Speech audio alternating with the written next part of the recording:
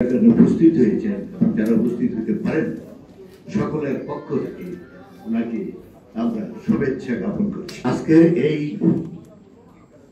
আনন্দময় মুহূর্তে যারা আমাদের সামনে আমাদের সাথে একাত্মতা প্রকাশ করেছেন, শ্রেষ্ঠ বিভিন্ন দলের নেতৃবৃন্দ, জাতীয় নেতৃবৃন্দ এবং বুদ্ধিজীবী এবং সাংবাদিক ভাইয়েরা এবং উপস্থিত আমার সুধী মণ্ডলী, আমি সকলকে আমার নিজের পক্ষ থেকে এবং গণফোরামের পক্ষ থেকে শুভেচ্ছা এবং অভিনন্দন জ্ঞাপন করছি।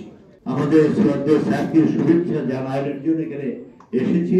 কাজে আমি আমার বক্তব্য বাড়াবো না, শুধু একটা কথা বলতে চাই যে 1971 সালে আমরা মুক্তিযুদ্ধ করেছি এবং সেই যুদ্ধে লক্ষ লক্ষ লোক প্রাণ দিয়েছিল, অসংখ্য মা বোন তারা সম্ভ্রম হারিয়েছিল।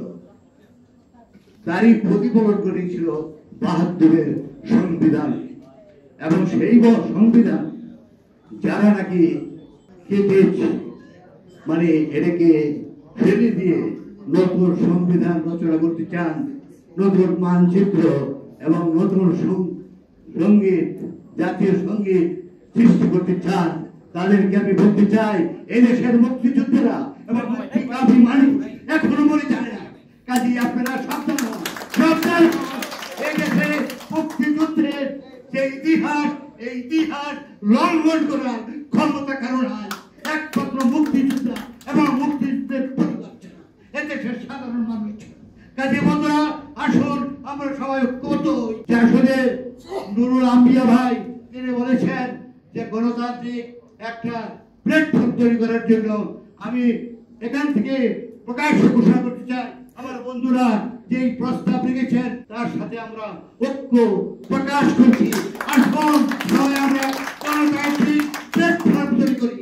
গণতান্ত্রিক প্ল্যাটফর্ম তৈরি না করলে দেশের মানুষের যে অবস্থা, এই অবস্থার নিরসন করা সম্ভব নয়। আমরা যখন এই পার্টি সৃষ্টি করেছিলেন আমাদের শ্রদ্ধেয় স্যার, তখন তিনি বলেছিলেন যে এই দল, এই দেশের দ্বিদলীয় ধারার যে রুগ্ন রাজনীতি, যে সন্ত্রাসী রাজনীতি, যে কারো টাকা নির্ভরশীল রাজনীতি, এই রাজনীতিকে পরিবর্তন না করতে পারলে এই দেশকে সুস্থ করা যাবে না। আমি বলতে চাই 1993 সালে যে সমস্যা আমাদের ছিল, আজকে 1000 গুণ বেশি সমস্যায় জর্জরিত। কাজে আমরা আমার রাজনীতি থেকে বিচ্যুত হতে পারি না। আমরা এক এবং অভিন্ন এবং আমাদের এদেশকে মুক্ত করতে হলে আরেকটা প্ল্যাটফর্ম প্রয়োজন হলে আমরা করি।